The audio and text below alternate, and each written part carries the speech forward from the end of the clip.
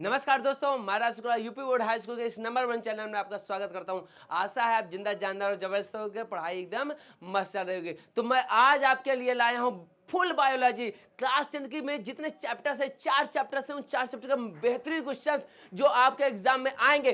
क्यों आएंगे? क्योंकि भैया कई बार आ चुके हैं, तो उन्हीं एग्जाम क्वेश्चंस को मैं क्या है आपके लिए उठा के लाया हूं। यहाँ पर एकदम से जोरदार तरीके से इसको खत्म करेंगे और इसके हर एक पॉइंट्स को जानेंगे, ऐसा क्या क्या चीज है। और एक बात जान लेना, कोई ऐसे क्वेश्चंस नहीं जो आपके लिए इंपॉर्टेंट नहीं रहता। मैंने सारे क्वेश्चंस को वहां से उठाए हैं जो आपके बोर्ड एग्जाम में आए हुए। फर्जी एक भी क्वेश्चन उठा के नहीं लाया कि हाँ बस ऐसे कहो बच्चों को टाइम पास कर दो। टाइम पास बहुत हो चुका, अब पढ़ाई का समय है। अब केवल हमको पढ़ाई करना है। इसके अलावा हमारे पास अब इतना टाइम नहीं रह गया है कि हम मटर गश्ती करें। अब फालतू टाइम हम ऐसे ही गंवा दे। अब गंवाने का टाइम नहीं, अब कुछ पाने का टाइम है और वो हम पा के रहेंगे। इसके लिए क्या मैंने बहुत बेहतरीन मेहनत करके एक आपके लिए पूरी एक 50 क्वेश्चन की कुछ नंबर टॉप नंबर के क्वेश्चंस लाए हैं। अब उन्हीं को हमको सॉल्व करना है और समझना है कि क्या क्या कैसे चीजें होती हैं। ये बात जान लेना। अब इस बार नहीं, पिछली बार से शुरू हो चुका है कि आपके ऑब्जेक्टिव क्वेश्चंस आएंगे, आपको ओएमआर सॉल्व करना पड़ेगा।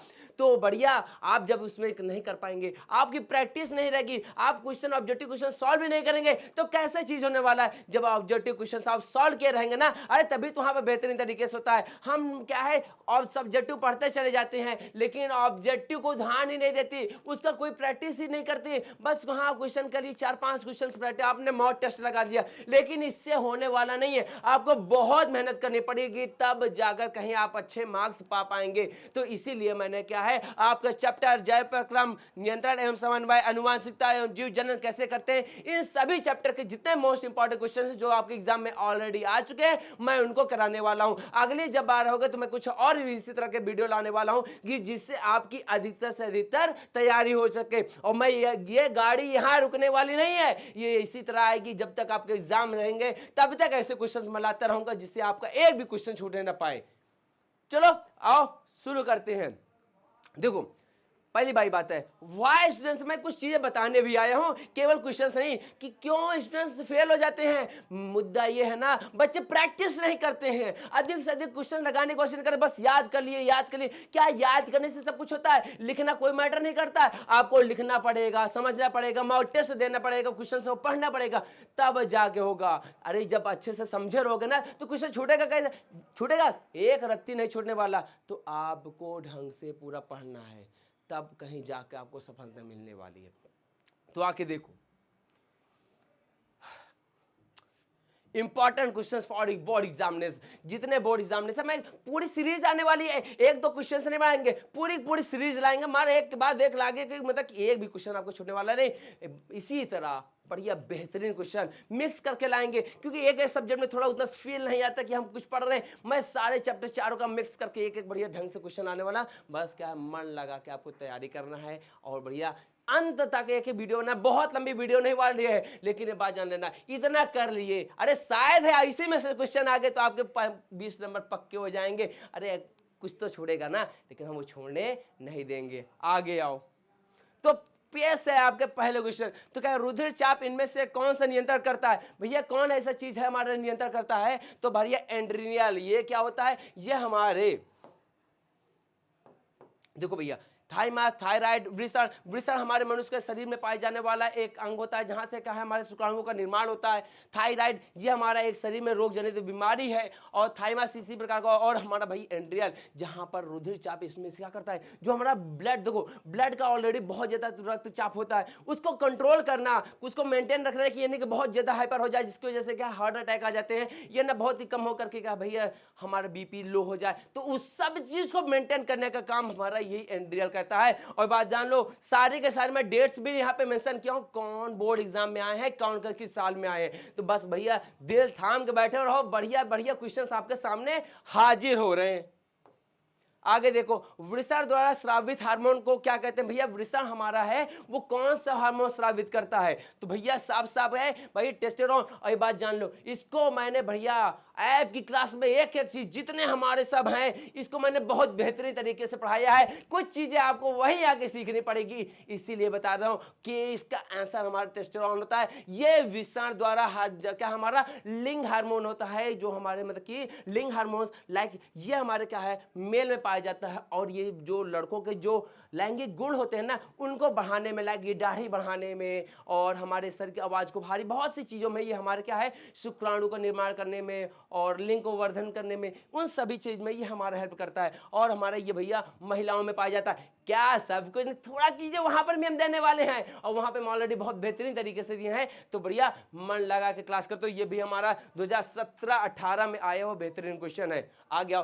क्या पुष्पी पौधों में लैंगिक जनन किसके द्वारा होता है? जो पुष्पी पौधे होते हैं उनमें लैंगिक जनन कैसे होता है? तो बता देना भैया, अरे फूलों द्वारा। अरे ये तो तुम लोग पढ़े ही हो, इसमें कोई नई चीज थोड़ी है कि जो पुष्पी पौधे होते हैं जिसमें पुष्प आता है, फूल आता है, तो भैया उसमें साफ साफ बात देना, उसमें जो जनन होता है वो किसके द्वारा होता है? पुष्प के द्वारा होता है, बीज तने और पत्तियों के द्वारा नहीं होता है। इसमें बहुत कॉमन क्वेश्चन हमारा ये भी बहुत, मैं जितने क्वेश्चन लाए हैं सब आपके बोर्ड एग्जाम में आए हुए हैं, कोई भी ऐसा क्वेश्चन नहीं है जिसको मैंने क्या नहीं लाया।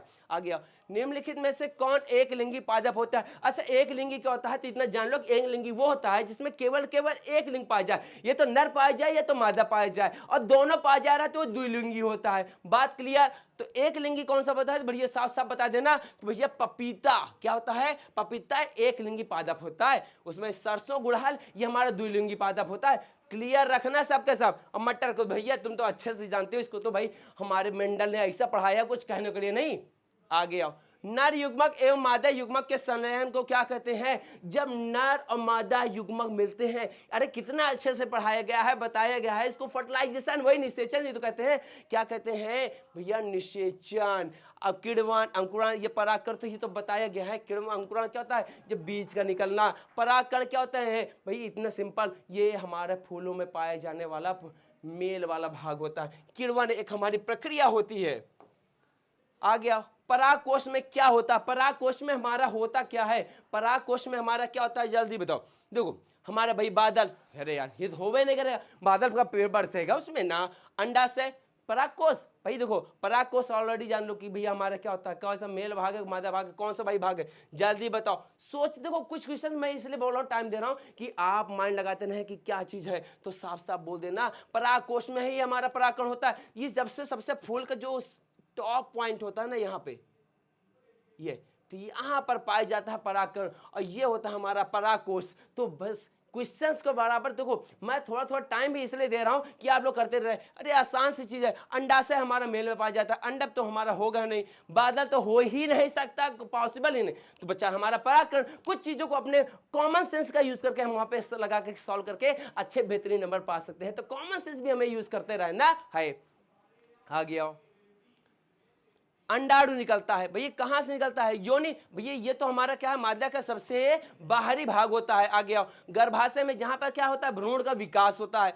अंडाशय से भाई अंडाणु हमारा कहां से निकलता है, इसको बताने की जरूरत नहीं, यही अंडाशय से होता है। अच्छा एक बात जान लो, यह फिलोपियन नलिका क्या होती है? यहीं पर ही निषेचन होता है। कुछ लोग मानते हैं कि गर्भाशय में होता है भ्रूण का निर्माण, ना ना ना, जो अरे वहां तो होता है गर्भाशय में, लेकिन निषेचन की क्रिया वो कभी गर्भाशय में नहीं होती है, न कभी अंडाशय में होती है। तो बता देना उसे फिलोपियन नलिका में ही होती है या अंडाणु वाहिका में ही होती है।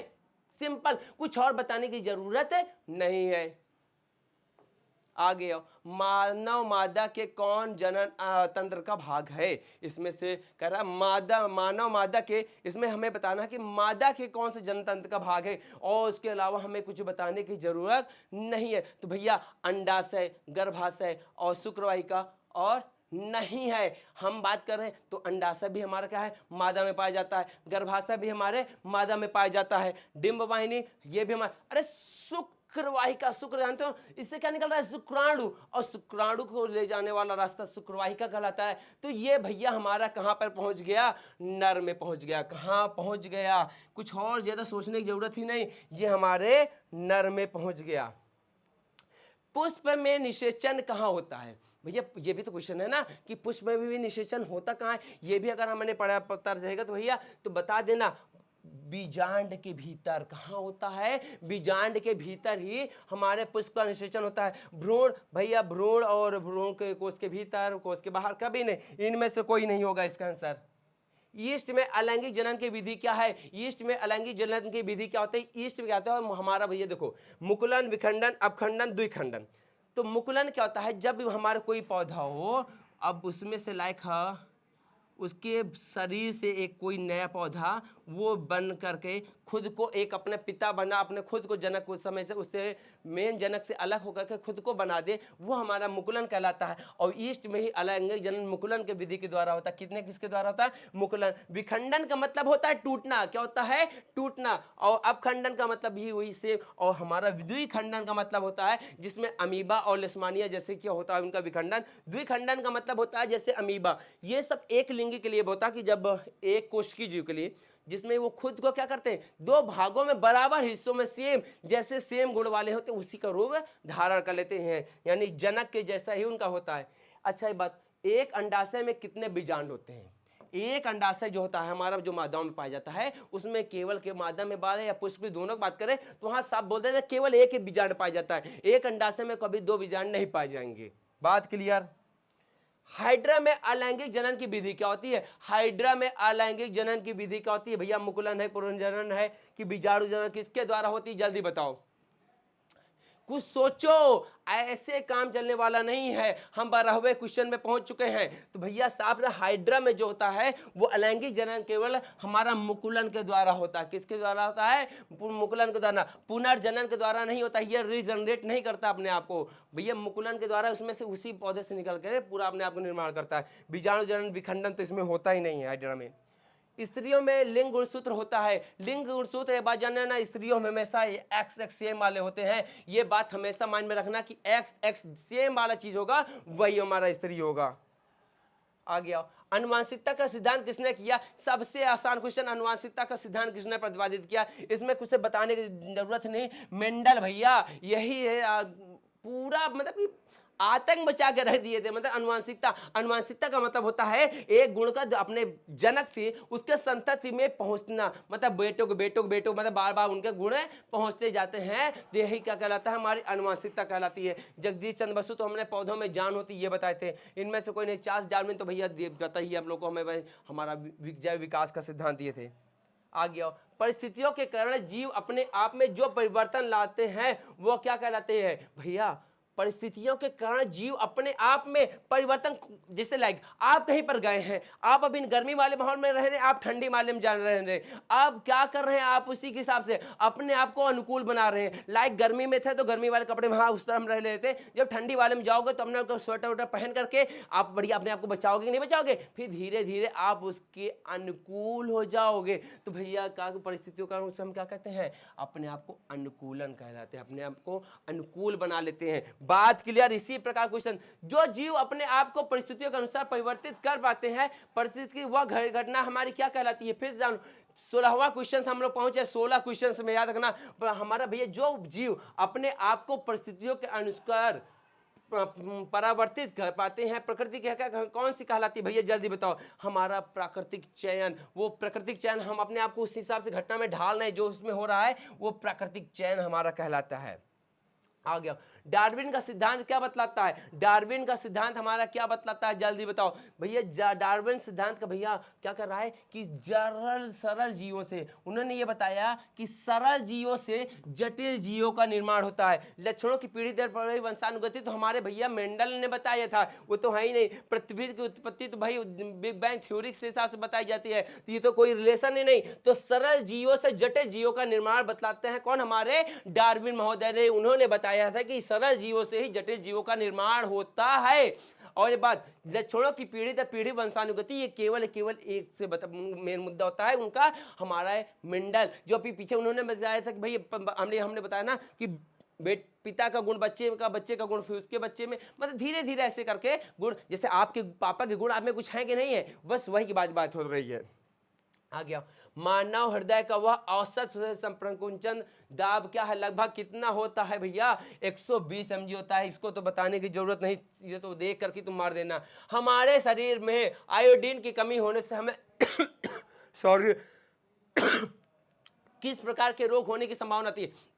देखो कहते हैं ना, प्रचार करता है टाटा आयोडीन युक्त नमक खाओ बढ़िया से, अपने से कहा सेहत बनाओ, दुनिया भर के प्रचार करता है, तो भाई हमारा भैया देखभाल लेना। तो ग्वाइटर, गलगंड, गेंगा, ये तीनों एक ही है, और तीनों भाई इन्हीं में से हमारे, तीनों एक ही नहीं मतलब ये तीनों के तीनों हमारे आयोडीन की कमी से ही होते हैं। तो याद रखना, 30 का आंसर हमारा जाएगा इनमें से सभी।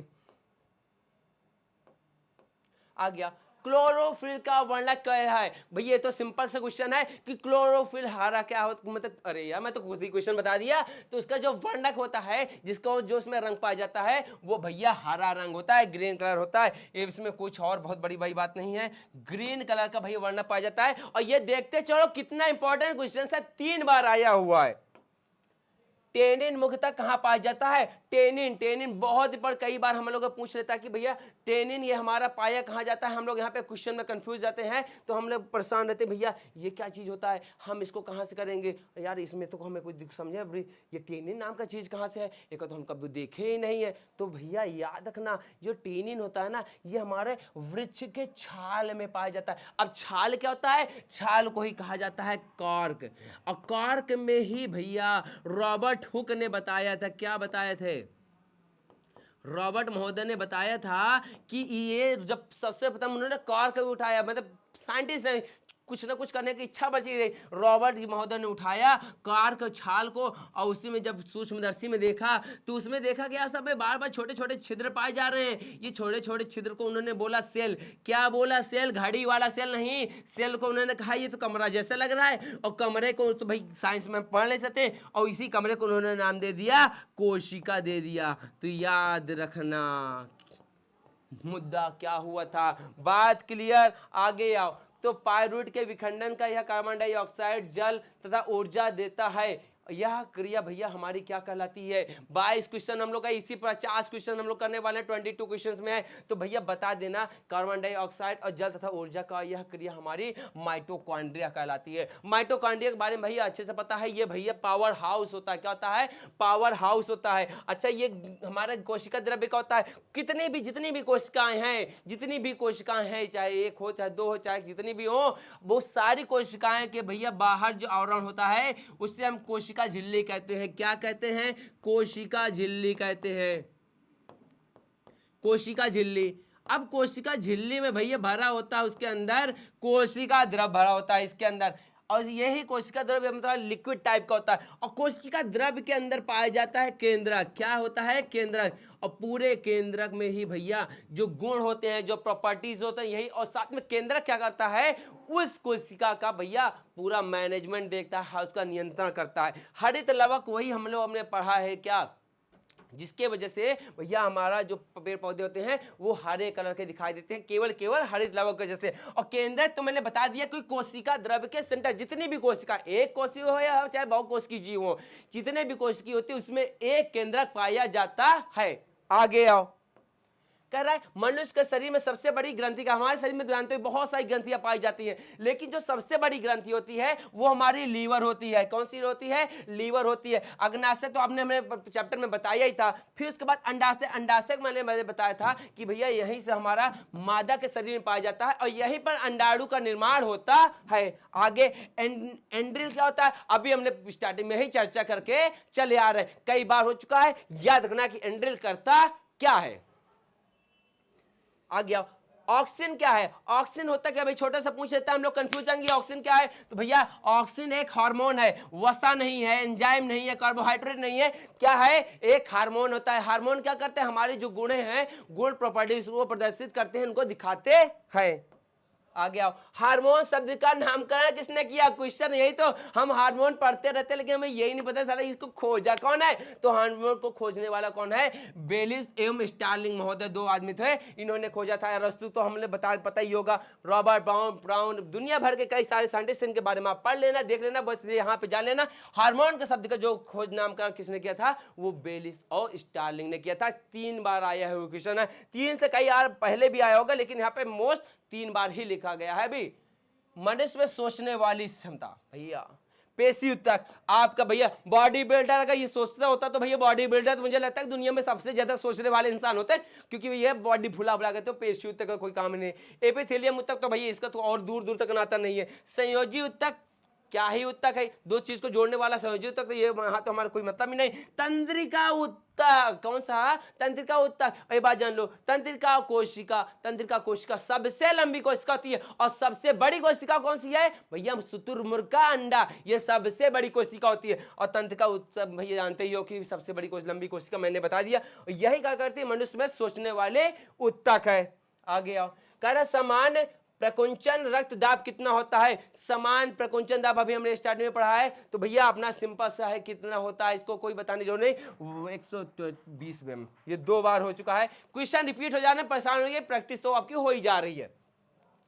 आगे आओ, पत्तियों में प्रकाश संश्लेषण द्वारा बना भोजन पादप के अन्य भागों में किस भाग के द्वारा भेजा जाता है? भोजन की बात हो रही है, किसकी बात हो रही है? हमने पढ़ा रखा है भोजन और जल का संवहन दोनों के लिए अलग अलग यूज होते हैं। तो भोजन के लिए हमारा फ्लोएम का यूज होता है। तो रंध्र क्या करता है? रंध्र हमारे वाष्पन में और वहां से कार्बन डाइऑक्साइड लेने में, ऑक्सीजन को छोड़ने में इसका अहम रोल होता है। तो जाइलम, जाइलम भैया हमारे ये जल और खनिज लवण का वहन करता है, मतलब पेड़ पौधों में जो जल जमीन से लिया जाता है और उसको जो भी पूरा शरीर में जल खनिज को उसको भेजा जाता है पत्तियों के पास, वो जाइलम की वजह से होता है। पौधों में वाष्पोत्सर्जन किस भाग के द्वारा होता है? तो वाष्पोत्सर्जन भैया किस भाग के द्वारा है? तो जान लो, पत्ता के द्वारा होता है। फूल के द्वारा तो भैया तो होता ही नहीं है। जड़ तो हमारा जमीन के नीचे, तो वहां वाष्पोत्सर्जन की कोई बात नहीं। तना से भी कोई मतलब नहीं होता, क्योंकि उसमें रंध्र नहीं पाए जाते हैं। आ गया, निम्नलिखित में से कौन सा उभयलिंगी जंतु है? कौन सी उभयलिंगी का मतलब होता है? जिसमें दोनों लिंग यानी नर और मादा दोनों पाए जाएं, वो उभयलिंगी होता है। तो उभयलिंगी केवल केचुआ होता है, क्योंकि नर और मादा मछली अलग अलग होती हैं। शेर और शेरनी होते ही हैं, बकरा एंड बकरी होता ही है, जिसको हलाल कर दिया जाता है। आ गया, तो प्रकृति में ऑक्सीजन का संतुलन कैसे बनाए रखा जाता है? तो संयोजन क्रिया के द्वारा होगा नहीं, प्रकाश संश्लेषण द्वारा। कौन सी प्रक्रिया द्वारा है? जिसके द्वारा भैया क्या कहा जाता है कि हमारा कार्बन डाइऑक्साइड पेड़ को ले रहे हैं, इसी वजह से पेड़ों को काटना बंद करो। घरों में फर्नीचर कम है तो कुछ मत यूज कर लो यार, जमीन पर लेट जाओ, लेकिन पेड़ पौधों का मत करो। जिस दिन ये खत्म हो जाएगा, ये ऑक्सीजन का संतुलन गड़बड़ा जाएगा, लोचा हो जाएगा सबके सामने। अपघटन द्वारा होगा नहीं, प्रक्रिया है हमारा। मानव हृदय का औसत प्रकुंचन, ये क्वेश्चन हमारे लोग कंफ्यूज होते हैं, तो बता देना, मैक्सिमम 120, मिनिमम 80। अगर इन दोनों से कम ज्यादा हुआ तो गड़बड़ हो गई, बीच में रहेगा तो जिंदा रहोगे। पौधों में जाइलम, ये तो हम तो पढ़ के आए हैं, जल का वहन करता है, इसमें और कोई बताने की जरूरत है नहीं है। मनुष्य में वृक्क एक तंत्र का भाग है जो संबंधित है। मनुष्य में वृक्क हमारे किसका तंत्र का भाग है? वृक्क करता क्या है, क्या काम है उसका? भाई परिवहन तो करते हैं, पोषण ये तो होगा नहीं, श्वसन करता नहीं, फिर भैया उत्सर्जन, भाई बच्चा तो हमारा यही ना, भाई क्या करता है हमारा? वही यूरिन तैयार करता है, उत्सर्जन करेगा कि नहीं करेगा? साफ साफ परिवहन में तो करेगा नहीं। प्रकाश संश्लेषण क्रिया में ऑक्सीजन बाहर निकालता है। कौन हमारे प्रकाश संश्लेषण में ऑक्सीजन बाहर निकालने का काम कौन कर रहा है? कौन कर रहा है? जल से प्रकाश संश्लेषण द्वारा क्रिया ऑक्सीजन बाहर निकलता है। किसके द्वारा निकलता है? 35 क्वेश्चन हम लोग पहुंच चुके हैं। तो भैया किसके द्वारा हमारे प्रकाश संश्लेषण द्वारा ऑक्सीजन बाहर निकलता है? जल्दी सोचो, किसके द्वारा हो सकता है? नहीं आ रहा है? अरे भैया जल से यार, वाटर के माध्यम से ही हमारा ऑक्सीजन बाहर निकलता है। ठीक भाई, CO2 भाई तो अंदर लेता है। ग्लूकोज वो क्या करता है? अपने लिए खाना बनाता है। डाइटोजियम उसका हमारा यहाँ पे कोई यूज ही नहीं उसका। मैग्नीशियम कहाँ पाया जाता है? बहुत बहुत बहुत इंपॉर्टेंट क्वेश्चन भरे यहाँ पे 2 बार, बहुत इंपॉर्टेंट क्वेश्चन है। हम यहाँ पे अक्सर कंफ्यूज जाते हैं कि मैग्नीशियम की भी चर्चा होती है क्या? भाई लाल रक्त साहब खून में होगा, ये बड़ी मतलब कुछ कुछ तो गड़बड़ दिखाई दे रहा है, ऐसा होता है क्या? तो बात साफ जानो, हम लोग ऐसे कंफ्यूज जाते हैं।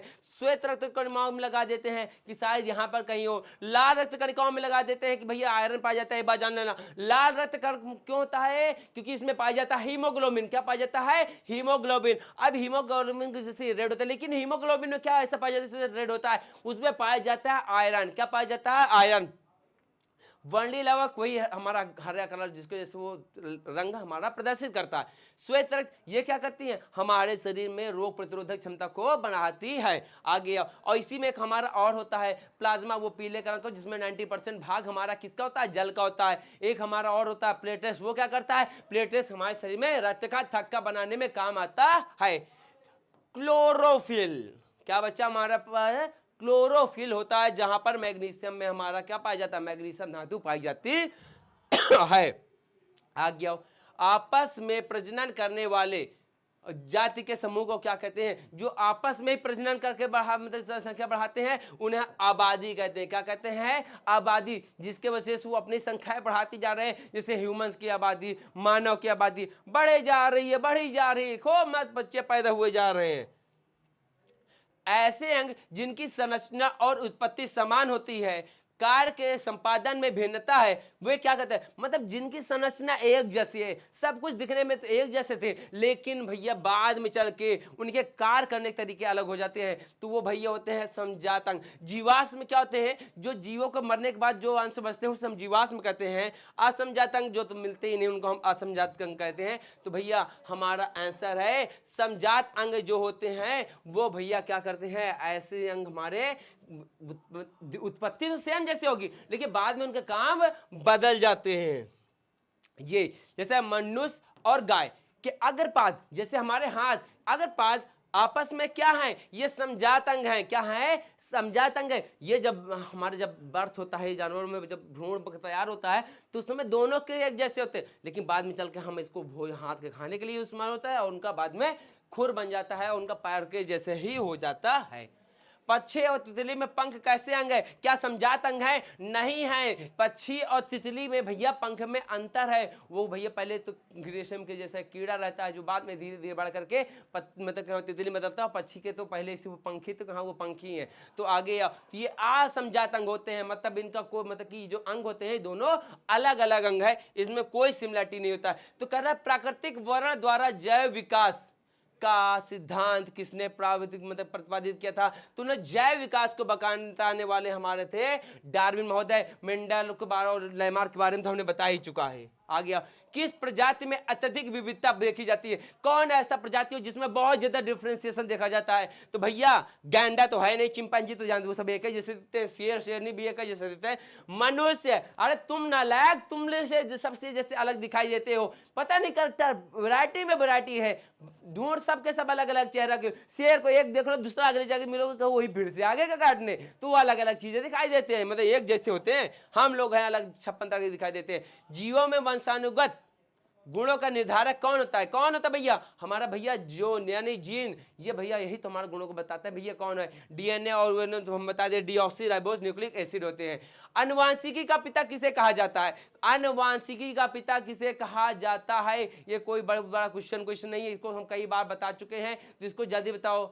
ग्रेगर जॉन मेंडल, भैया कितना असर है, रॉबर्ट डार्विन, सबके भाई अब पूरा नाम दे दिया तो कंफ्यूज मत होने जा कि भैया ये तो अलग है, हम तो इसको पढ़े ही नहीं है, हम तो मार्क और डार्विन पढ़े हैं, तो इसको तो हम तो बता नहीं सकते, हम तो आता ही नहीं है। तो पीढ़ी दर पीढ़ी जनकों और उनके संतानों में संचरित होने वाले गुणों को क्या कहते हैं, अगर गुण वाले हमारे क्या कहलाता है, जल्दी बताओ। अनुवांशिकी गुण कहलाते हैं, और ये अनुवांशिकता कहलाता है, मतलब अनुवांशिकी जो ये प्रक्रिया होती है वो अनुवांशिकता कहते हैं, और जहां इसको पढ़ते हैं वो अनुवांशिकी कहते हैं। किसे कहते हैं, जहां पर हम देखो जो गुण होते हैं उन्हें अनुवांशिक कहते हैं, जो गुण है उन्हें अनुवांशिक कहते हैं, और इसको हम भैया ये जो प्रक्रिया है इसको अनुवांशिकता कहते हैं, और जिसको जहां इसको हम पढ़ते हैं वो हमारी अनुवांशिकी कहलाता है। क्या कहलाता है, अनुवांशिकी कहलाता है। आ गया जबरेलिन क्या है, अब यहाँ पे फिर से अब हम कंफ्यूज जाते हैं, ये जबरेलिन का आगे आ गया, तो भैया जबरेलिन भी हमारा एक हार्मोन ही है। क्या है, हार्मोन, वसा एंजाइम, कार्बोहाइड्रेट नहीं, हमारे तो भाई पोषक तत्व हैं। अब हमारा डाइनेन सेल्फॉन ये और सेरेब्रम हमारे क्या होते हैं, किस हमारे जो मस्तिष्क के भाग होते हैं, जब मस्तिष्क को आप पढ़ेंगे ढंग से, जब मैं मस्तिष्क को क्लास एक और 6 से लेकर आऊंगा, पूरी एक ही चीज बताऊंगा, बस यहाँ पे पहले जान लो कि ये दोनों हमारे अग्र मस्तिष्क के भाग होते हैं, मतलब जो हमारा फ्रंट सिरा है हमारे सर के भाग किए जाएंगे, काट डालेंगे, फिर इसके बाद जो भाग आएगा तो उसमें पता चलेगा भैया सेरेब्रम तो हमारा यहीं पाया जाता है। आगे आओ, मानव में बुद्धि एवं चतुराई का केंद्र कहाँ है, मतलब हमारा जो बुद्धि और चतुराई का जो मेन काम होता है वो कहाँ होता है, तो सेरिब्रम एक हिस्सा होता है हमारे बारे में, वो हमारा भैया क्या होता है, या मतलब कि बुद्धि और चतुराई वाला भाग होता है। आगे, ग्वाइटर और घेंगा रोग किसकी कमी से होता है, ग्वाइटर और घेंगा रोग भैया हमने ऑलरेडी पढ़ के आए, आयोडीन की कमी से होता है, चीनी के कमी से रोग होगा, क्या ही बात है, रक्त की कमी से भैया रोग हो सकता है, मोटापा से रोग होता है, मोटापे की कमी से रोग होता है, क्या ही मतलब, शुक्राणु बनता है, शुक्राणु हमारा क्या होता है, वृषण में बनता है, मूत्राशय से भैया हमारा क्या होता है भैया, ये थैली होती है जहां पे हमारा पूरा मूत्र वाहिका द्वारा आकर के इकट्ठा होता है, गर्भाशय जहां पर हमारा भ्रूण का निर्माण होता है, अंडाशय जहां पर हमारा अंडाणु का निर्माण होता है, ये सारी प्रक्रिया इसमें हमने बता दिए। आगे आओ, तो भैया जान इस ये हमारी अभी पहली सीरीज थी, हमने अभी एक की पहली सीरीज लाई, इसी प्रकार कई सारे पार्ट लाएंगे, बस मन लगा कि वीडियो लाइक, अगर देखो ऐसी वीडियो चाहिए तो सब एक काम करना, लाइक जरूर अभी करके जाना, अभी तो ये शुरुआत है, इससे बेहतरीन क्वेश्चन आने वाले हैं, और डीप अगर कहोगे तो और डीप में देखो बात है ना, मैं ऑप्शनल क्वेश्चन रहा है इसलिए मैं थोड़ा कम समझाया हूं, अगर कहोगे तो और डीप में जाके इसको समझाएंगे, अच्छे से इसको खत्म करेंगे। बस इसको खत्म करने के लिए मैं मोटिवेशन लाइन बताने वाला हूं कि जिसमें उबाल ना हो ऐसा खून चाहिए, जिसमें उबाल हो ऐसा खून चाहिए, जीत के खातिर जुनून हो ऐसा जुनून चाहिए, ये आसमान भी आएगा जमीन पर, ये आसमान भी आएगा जमीन पर, बस इरादों में ऐसी गूंज होनी चाहिए, अरे दिल लगा के मेहनत करो कुछ भी मिल जाएगा। तो बस इसी के साथ हमारी ये पूरा चैप्टर जो हमारा टॉपिक था, जो हमारा ये अरे बहुविकल्पी क्वेश्चन वाला पार्ट हमारा टॉपिक था, इसको यहीं पे खत्म करते हैं। अगला अगर रहेगा भैया फिर से हम लगाएंगे और इसी तरह जोश के साथ इस चैप्टर को फिर से खत्म करेंगे। तब तक के लिए नमस्कार, जय हिंद।